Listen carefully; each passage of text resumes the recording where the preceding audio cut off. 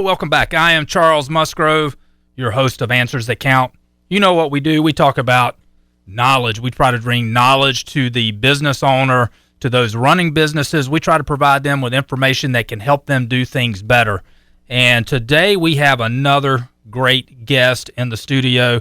We've got Sean Ammirati. Sean, thank you so much for joining us. This is going to be a great show. I really appreciate the opportunity to chat with you. Thanks for having me. Good. So Sean is he's got the he's from all over. He's down in Sarasota, Florida right now, and he goes back and forth up to Pittsburgh.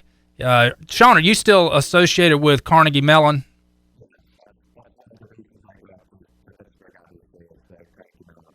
Good. So Sean he's got a lot of experience documenting the entrepreneur pathway. So you even teach a class in that as well. So I think your knowledge in this is going to be one that it's a great perspective that we've not had on the show yet. So I'm really looking forward to the show. I think it's going to be good. I think the people that are listening and watching to the show, I think there's going to be a lot there too. So thank you, and let's kind of tee up what we want to talk about for the radio show.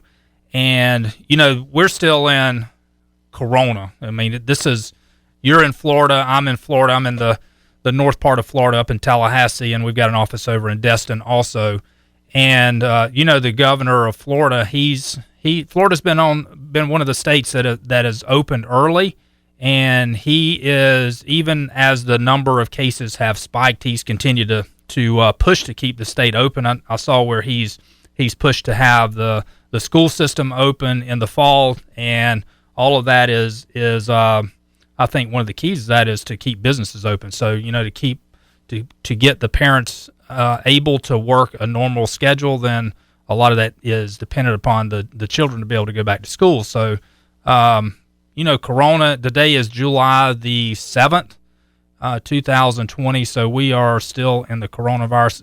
Sean, when we started doing these shows during Corona, it became obvious that we needed to say the date that we're doing this recording, because, man, so much happened so fast. Yeah, I was thinking back to, I was in the middle of taking a class at Carnegie Mellon in March when cases in the United States spiked up, right?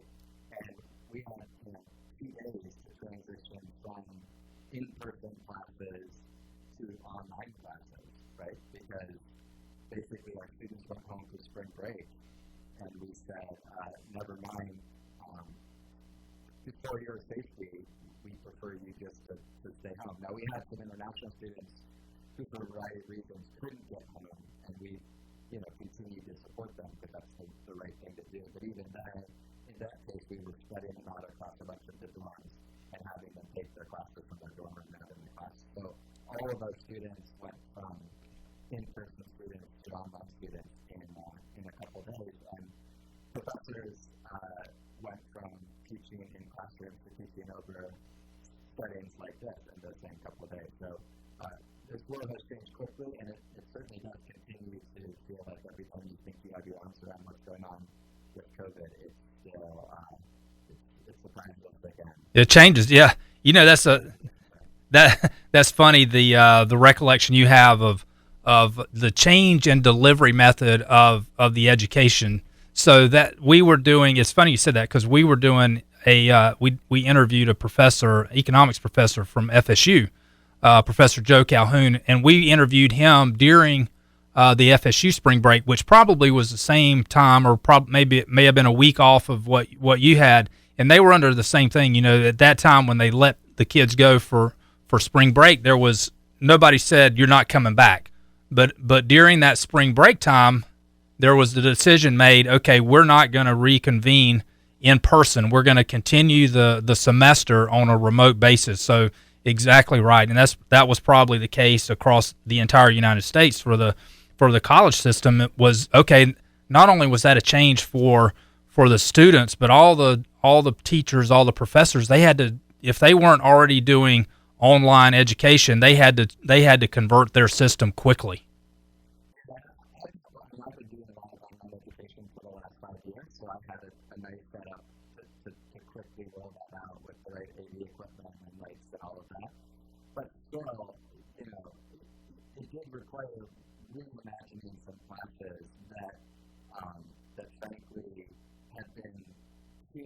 optimized for an in-person experience. And all of a sudden, some of the classes, I think, translated really easily to doing it over online, but some of the other ones, it really did require you to reimagine. And to me, this is the lesson, not just in higher ed, but in general for business executives, right?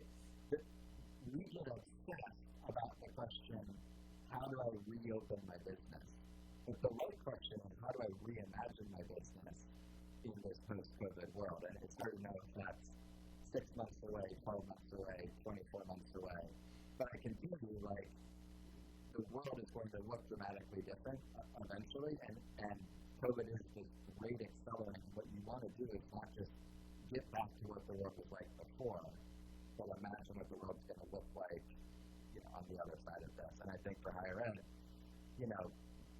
my kids are students in Florida, where we have a third and a fourth grader.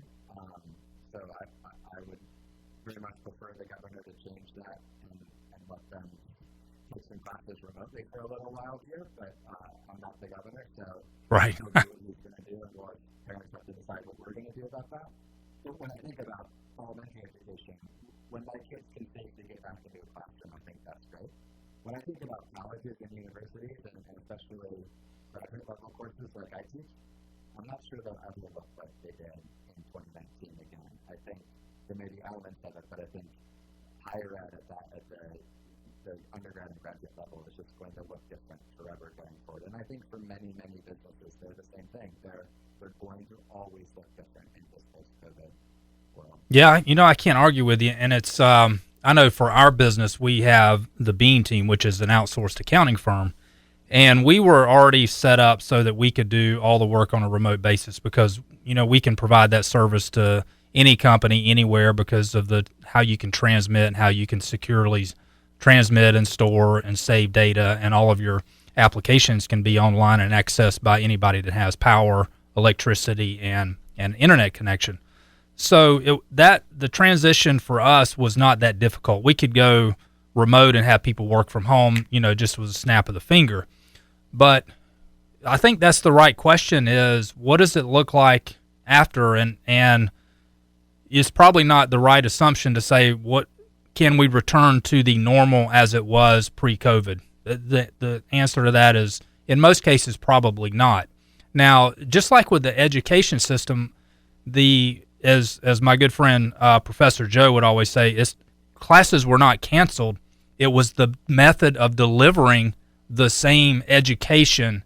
So the delivery method changes. So we have to adapt to whatever our business is. Is it education? Is it accounting? Is it whatever? Is it a legal service? Is it, we've had some stuff where we've dealt with mediation. Well, the mediation, if you remember, that was all, you would go to the mediator's office and everybody goes off into their own little corner. Well, now they do the same thing on Zoom. So the attorneys that I've talked to, that's a much more effective way to conduct those mediations, rather than him driving for 3 hours one way, having the mediation for 8 hours, and then driving 3 hours back home. So now he can do that much more effectively, and probably the whole process is done more effectively as well, quicker, more efficiently than it was before in person. So, there's whatever your business is, whatever it was, it's going to take some adaptation. And in some cases, there may be businesses that they just don't survive what the new thing looks like after COVID. I mean, that's just kind of the hard fact of it. Yeah, I think if you try to just do the exact same thing you did before, that's almost inevitable, right? So to use your colleague, the accounting professor, the economics professor, right? Like, his mission and my mission in the classrooms that I was responsible for was to continue to deliver the same value to the students, to educate them. But what failed, and you saw a number of smaller colleges that frankly didn't have unfortunately, the infrastructure to do this well. And what they tried to do is just take the lectures that they would have given in the classroom and just deliver the exact same lecture over Zoom. That doesn't work because the medium's different, and therefore the way you do it needs to be different as well. So I have the same objective. I want to change and empower my students to be great entrepreneurs. And there's different elements of entrepreneurship that I teach in different classes. But going from a classroom setting to an online setting, right? That changed my stuff. Some of my lectures made sense to do as whiteboard videos and have the students watch them asynchronously. Certain things made sense to transition from in-class discussions to discussion forums. And certain conversations made sense to do over like smaller breakout rooms or smaller group sessions. But it was the same learning objective. Right. But a different way of delivering that. And I think that's what businesses need to do. Where you see these businesses fall down is where they think, oh, I'm in the convening people in a conference room business. No, you're in the mediation business. You used to use a conference room to do that. Now you're using Zoom to do that. That medium's different. Therefore, you need to apply new, fresh entrepreneurial thinking to how to make it work in this new format, this new medium that you're working with. Absolutely. And the food industry is another. I mean, you've got where these restaurants were now they had to focus on, let's make our pickup and delivery, our carry-out business the best that it can be until we can safely reconvene inside, whatever that looks like. So, who knows what that's going to ultimately look like in the future, because you have, we deem it to be safe, and then you have the perception of people and the fears of people to go back in public and to eat in public and to eat in close places. So, there's a lot of that is that's just going to take time to work out. But the quicker you can adapt or adjust your delivery method, the better your chances of survival. Yeah, I mean, think about grocery delivery, right? We've been saying, and I think it's a great example of what we've done to many industries, which is it's accelerated trends that we expected to see over the next 5 to 10 years to over the next couple months, right? So that is true. Yeah. Online grocery delivery has gone from about 2% to about 20% in the last few months. We certainly, and I don't think it's going back to 2%. It may go back to 15, back to 10. But I can tell you, when I walk around my neighborhood, people who used to think that there's no way I'm using Instacart to get my groceries are now telling me there's no way I'm ever walking back into a Publix again. Yeah. And so like that's what Publix I think is what the world is going to look like 10 years from now. Unfortunately, it happened in 6 weeks. Right. But that's the reimagining, right? And food delivery the same way. Why do you think Uber is, getting their checkbook out to buy more food delivery companies? Because they know that this is the growth way. This right. is what the world looks like on a go-forward basis. Yeah, absolutely right. Well, let's entrepreneurship. Let's talk about that. Let's kind of tee that up for the show, and we'll kick off the show. But your experience, and you touched on this in the classes and the education that you deliver, is around entrepreneurship. Not only are you a classroom guy, but you have practical, real experience in that field as well. So that really is, I think, a unique opportunity, a unique perspective that you can talk about today. I'm happy to. So you want me to do that now? Or? I think let's save that for the show. I think let's start out with that. We'll do we'll have a little bit of music, an outro, and then we'll get intro right into the radio show. We'll introduce you again for the radio audience, and then we'll jump right into the entrepreneurship. So I think that'll be good. And then if we want to touch on anything else that we don't cover during the show, we'll just do a post show. We'll just drag that out. Okay. So John, why don't you play us a little bit of music and we'll get started.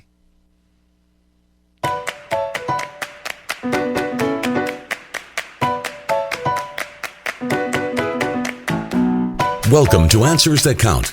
If you own a business, you can count on us to give you the answers you need to succeed in all aspects of your business.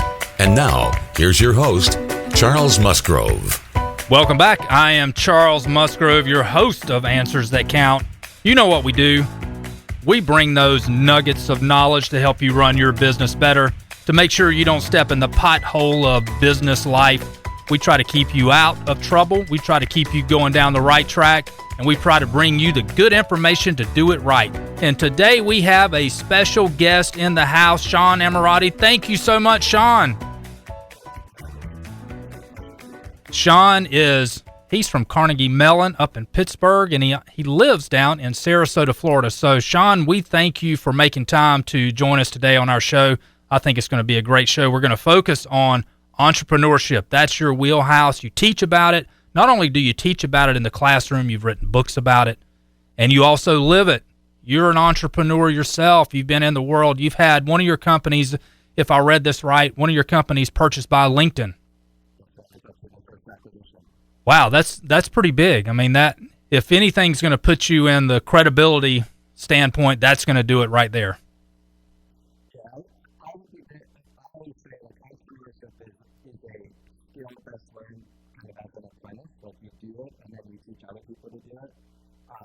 There certainly are faculty members who try to teach it without having a lot of experience, but I think it looks. I mean, you know the term running your own business, right? It looks much cleaner in a textbook than it does in the real world.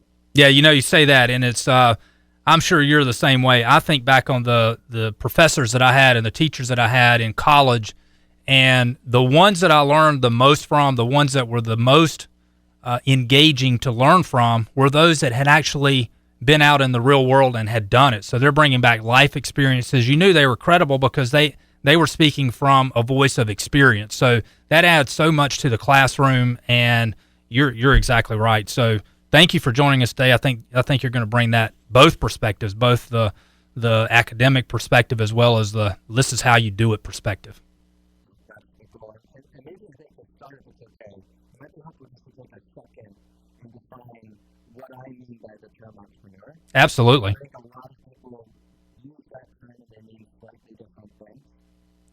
So when I think about an entrepreneur, what I think about is someone who looks out into the world, sees things that aren't as they believe the world should be, and builds products and services that make the world the way it ought to be. And that may feel like a flowery definition to your audience. Unless you're driving in your car right now, just take a moment and close your eyes for 10 seconds and think about all the ways that the world is more magical than it was 20 years ago. And what I would say is, behind each of those things you thought about, there's an entrepreneur who made that product or service, or a team of entrepreneurs who did it, right? So from the Tesla in your driveway, to the Peloton in your den, to the iPhone in your pocket, there's an entrepreneur who made each of those products what they are. They saw that product in the world before the rest of the world saw it, built the product and service, and then had the world catch up with them. That's a great way to look at it. To me, the important point is, if that's the definition of entrepreneurship, then we need to be really committed to as many people as possible seeing themselves as entrepreneurs and behaving like an entrepreneur. Right? And some of your audience may be thinking, well, I work in an established company, right? Because I know you talk about business for brand new companies, but also for established companies, right? That's right. One of the products of this session was the iPhone. Apple was a very large company. That's right. Steve Jobs introduced the iPhone. Now it turns out it's a much larger company today. Thanks to the iPhone, but yes, that's right. Thanks to the iPhone, right? So that entrepreneurship works. It made him even more successful, right? But the point is, that example, which everybody out of their heads, oh yeah, Steve Jobs, great entrepreneur, that was an entrepreneur reinventing his business, not creating his business. And so some people, I think, can start brand new startups, and some people need to start what I call corporate startups, or more established businesses reimagining themselves or rediscovering those entrepreneurial roots. But that's to me really the goal of entrepreneurship, is making this world better. And my thought is, the world has lots of problems. Frankly, had lots of problems before March of this year, but certainly COVID. Right. Yeah. We can have more people thinking about those solutions to them. That's just a great mission. So, as you said, I started my career as an entrepreneur. I actually dropped out of graduate school at Carnegie Mellon. I told my professor and my advisor, I know what I want to be when I grow up, but I can tell you one thing: I'm not going to be a professor. And look what you are. Entrepreneurs are often wrong, but never uncertain. I like that. Yeah.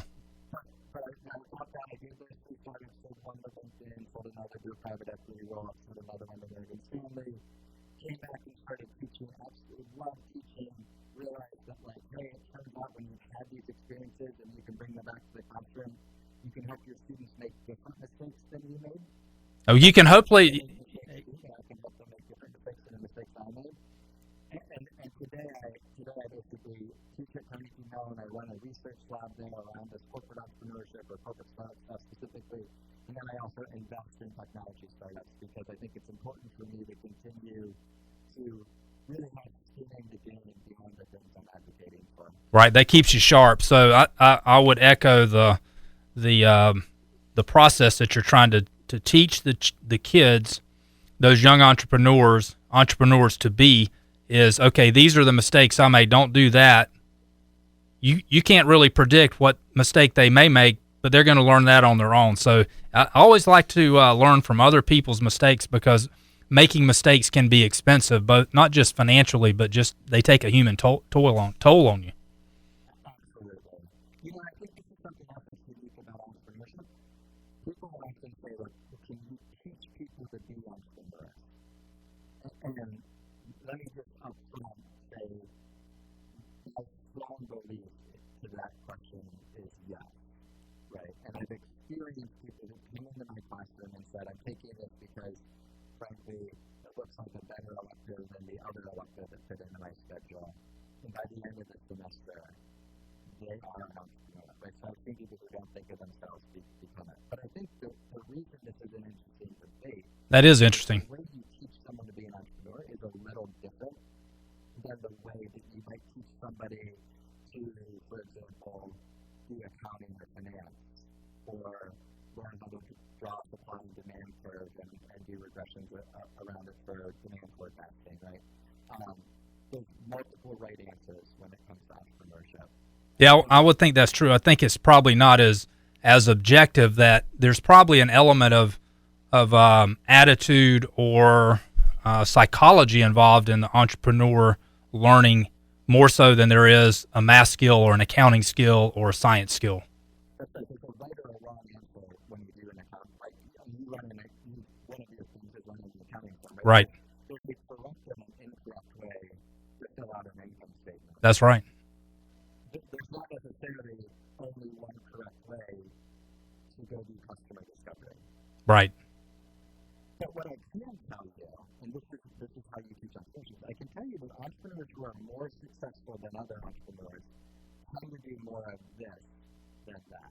And there's lots of principles I can lay out.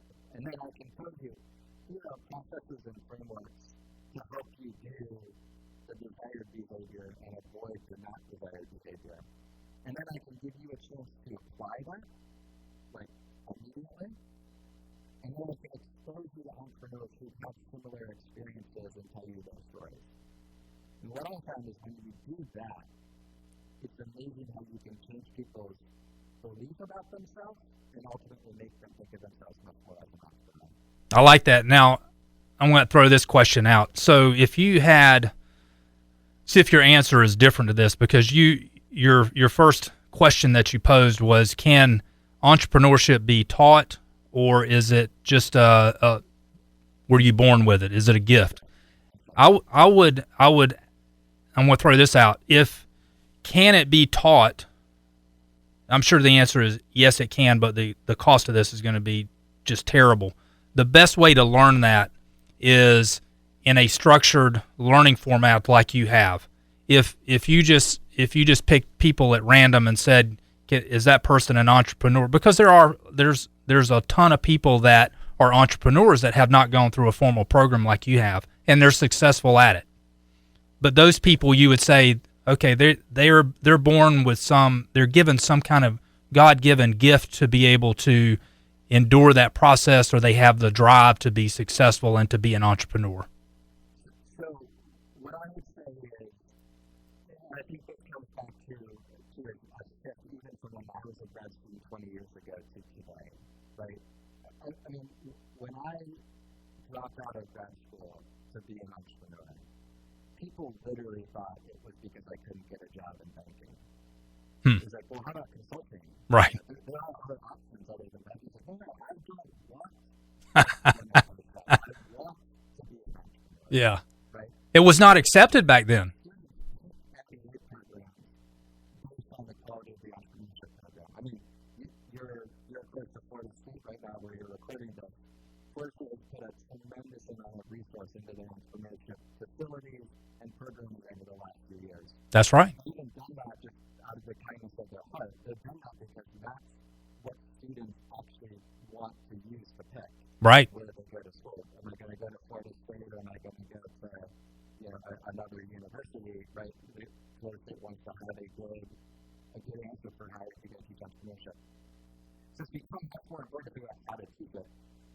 What I found is the things that I'm teaching today were things that entrepreneurs 20, 30 years ago sort of like tribal knowledge. They just sort of told each other and they kind of self-discovered it. Right. And they stumbled into these principles. But they may not have had the vocabulary, they may not have had the processes, they may not have the same tools. And so what I found is that when today, when we're able to provide that, we're able to dramatically improve and lift the success rate up. It's not that the success rate was zero before, and now we're creating successful entrepreneurs. It's that maybe we're going from 20% success rate to a 40% success rate, or a 10% success rate to a 40% success rate. Which that's big. So it's almost like the the success rate for not to pick on restaurants, but the success rate for a franchise restaurant is much greater than an independent.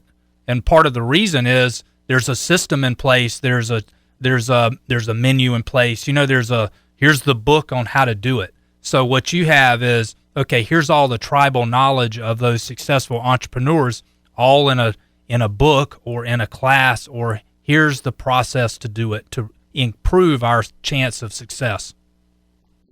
Literally, that has been my mission for the last 10 years, right? Has been providing vocabulary, creating processes, figuring out different ways that I can turn that into different materials to help different people bring this, whether it's videos or books or speeches or workshops or classrooms or investing in them, right? But across the board, what I'm trying to do is I'm trying to say, like, look, this isn't new. It's not like I'll give you a really easy example that people will nod their head. But if you rewind the clock 20 years ago, so many entrepreneurs didn't do this, even though it's obvious 20 years later that they should have. Talking to potential customers early in the development of a business is one of the best things you can do. You know that. You're an entrepreneur, right? Right. Well, of course. But what we've done is we've given them tools like Eric Ries's Lean Startup Framework as a tool that, okay, and here's how you talk to customers, or these are techniques you can use, and this is the vocabulary you can apply. And all of a sudden we get from a 5% success rate to a 10 or 15 or 20% success rate just by getting them to That one thing. high quality information from early customers early in the development of that business. Yeah, I like that. Yeah, it's the little things that make the difference, and if you can systemize those things and have a process, then just like you're saying, your stats for success go way up dramatically. That's right. And I'm not saying you're going to be guaranteed to be successful if you do this stuff either, right? Entrepreneurship is hard. You're contrarian because you're saying this is what the world should look like, and sometimes the world doesn't catch up that much. This is not to say do this and I guarantee you'll be successful, but the stuff I've come out with, what I consistently try to promise people is if you apply these principles to your business, your probability of success will go up dramatically. And I'm not just talking about this stuff. I'm putting my money where my mouth is. I'm investing in companies. I'm helping start businesses around this. I have skin in the game behind the stuff that I'm advocating for. Now, when you put your as you said, skin in the game, how much can you insist, or do you do the overlay of, okay, here's the system that we want you to use, or we're going to require you to use if we're going to put money into this game? Yeah, so, great entrepreneurs don't like having investors. Right. My investors didn't invest, the funds I'm investing out of, those investors didn't invest in me to try to run 12 or 15 or 20 companies myself. Right. Right? They invested in me to pick great entrepreneurs, try to give them tools and frameworks and help those people be successful. So I think of it as more like a coach, right? Like a planner. Got it. Hey, this is something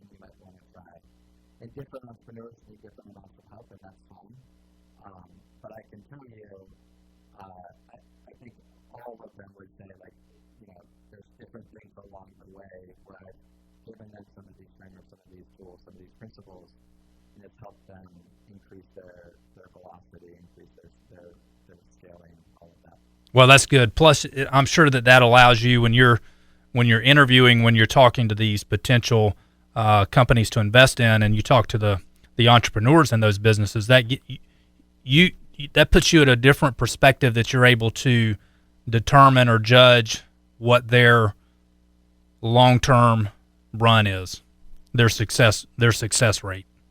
Yeah, I think a lot of the stuff has helped me figure out the right kinds of questions to ask entrepreneurs on the front end as well. I published a series of Medium posts about a year ago where I laid out the 5 first questions I always ask entrepreneurs, because I found that these are very predictive questions for us. And it's not that there's always one right answer to them, but it's giving them the questions ahead of time. It's right. Giving someone the test ahead of time they can really prepare for it, and you can have really great conversations around those questions. Good. I was going to ask you what for a successful entrepreneur, the top 10 list. Maybe the start is those 5 questions. Sure, I'd be happy to walk through those. So the idea here is these are companies that are already started. Mm-hmm. These are companies that are growing. We're typically investing, $500,000 or $750,000, so they're pretty early in their development.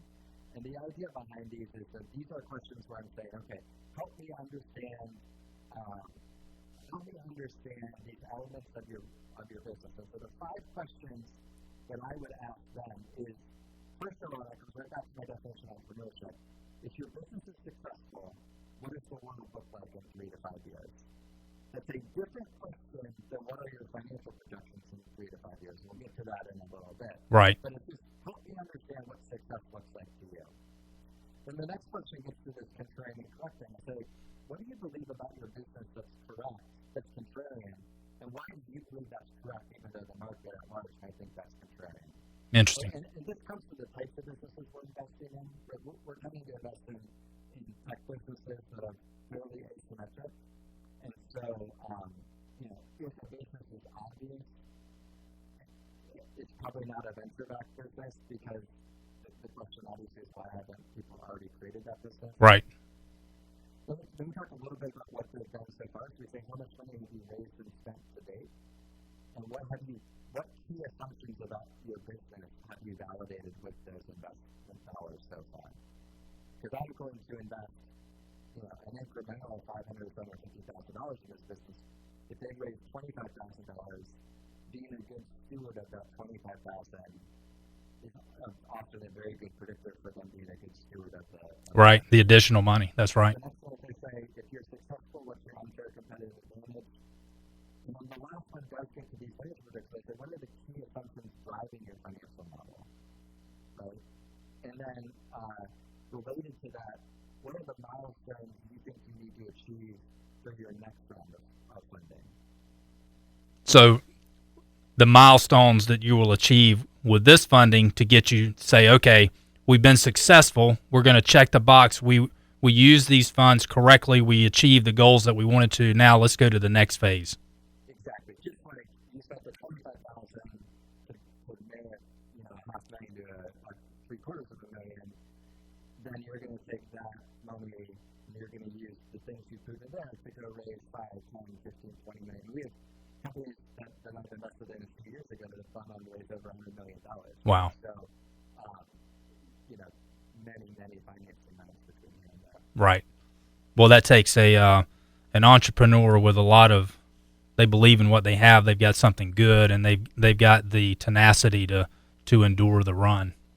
Sure. And I think that's a great type of entrepreneur. But so is the entrepreneur who owns 100% of his business and says, thanks, but I don't need your money. Right.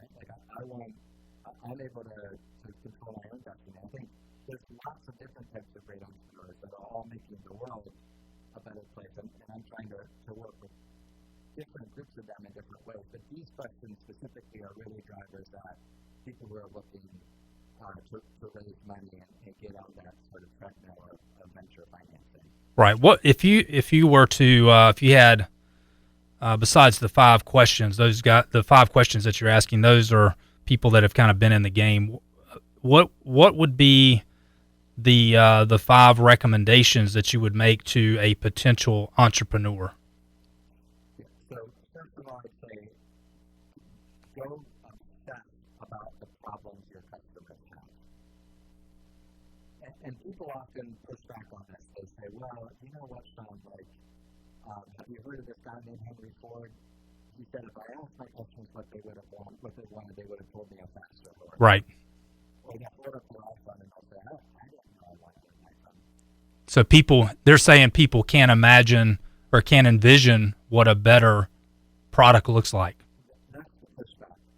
But I think it's an incorrect pushback. First of all, for what it's worth, and my friend at Reverend went and did this work, Patrick Boscovich, he told the Ford Museum, Henry Ford never said that, just for what it's worth. If you imagine something like what you might have said, I actually don't think that Henry Ford had gone and talked to his customers, they would have told him they wanted a faster horse. I think he would have told them they wanted a horse they don't have to clean up after him. Feed. They would have told them a horse that doesn't need to sleep. A horse that doesn't wake up Sunday tired and surprise them that they can't go anywhere for the day. Right? So they could have told them the problems that they have. Now, the logic of entrepreneurship is you learn about customer problems, and then you apply your entrepreneurial vision, a vision of how the world ought to look like, to come up with the right solution. So in the iPhone example, I could have told you the problem with my BlackBerry was terrible at opening web links. I would not have known, I would not have articulated to you that the solution was getting rid of the keyboard. In fact, before seeing the iPhone, I probably would have told you the one thing I knew you shouldn't do with my BlackBerry Is to get rid of the keyboard. That's right. That's right. For the difference between asking your customer what the right solution is and asking your customer something about their problems. So Yeah. going out and being obsessed about your customer's problems, I think that is always step one. Step two is make sure you're targeting a business that's large enough that it's going to be meaningful for you. And that's a different answer for everybody. But one of the things that I think is tragic is entrepreneurship is a risky endeavor, and you want to make sure that you don't end up achieving failure where you have a successful business, but it's so small that It's marginal. Right. Good. I like that. Understand the potential of what this success is in this business. If this business succeeds, how big could it be? Let's feel good about that. Good. I think another question that's really helpful to ask is, does your product delight customers, or does the vision for your product or sort of delight customers the first time they interact with it? I think, I talk about this a little bit in the book, The Science of Good. I think people really underestimate how important a magical first interaction with the product is. True. And, one of the things I often point to for this is, think about all people who watch YouTube videos of unboxing products, or HGTV kind of unboxing the reveal. That's right. Right. The big reveal. So let's do the before we get out of time. We'll come back after the show. Those that are watching on YouTube or a podcast, if you're listening on the radio, go check these out. We're gonna pick up a little bit more of the meat of this discussion afterwards. But let's get the last two before the end of the show. Okay. So the last two would be figure out how you can dramatically accelerate your growth rate once you solve what I call prerequisites, or these kind of foundational elements. And then the last thing is have an operating system for your business so once you get in this high growth mode, stay in this high growth mode. Now, you did not mention in any of those five funding. Correct, because I don't think every business needs funding. But there comes a point at every business has to understand what the cost is. So maybe it's not funding, but there's a cost element. So I think the right way to look at that is the resources that you need, do they line up with the size of the opportunity? Good. Right, so we talked about how big could this be. Is it just a business that you're going to self-finance? So the question is this big enough for me personally? Right. If it's a business that you're going to go approach venture capitalists like myself here at that, then you need to answer not just that first question, but also is this a large and viable enough business that it makes sense for other investors to put their resources in as well. Perfect. So I think one misnomer is that you have to raise venture dollars to be answered. That's just not true. Not true. All right, Sean, This has been a great show. You've been listening to Answers That Count. I am Charles Musgrove. Join us every Sunday morning at 11:30 a.m. right here on Real Talk 93.3. If you're listening on the radio, go check out the rest of the show. We're going to have a little bit of post-show. Answers That Count YouTube, Answers That Count podcast on all your favorite platforms. Go check it out. Have a great day. Have a blessed week. Peace.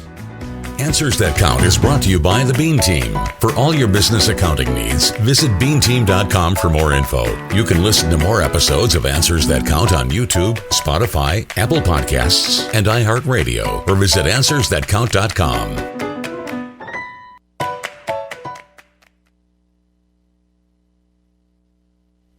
All right, Sean, that was good.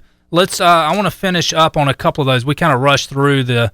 We were talking about the cost. So you've kind of included the cost element in that in number. I believe it's number 2, to make sure that there's going to be enough reward for the risk that you're going into.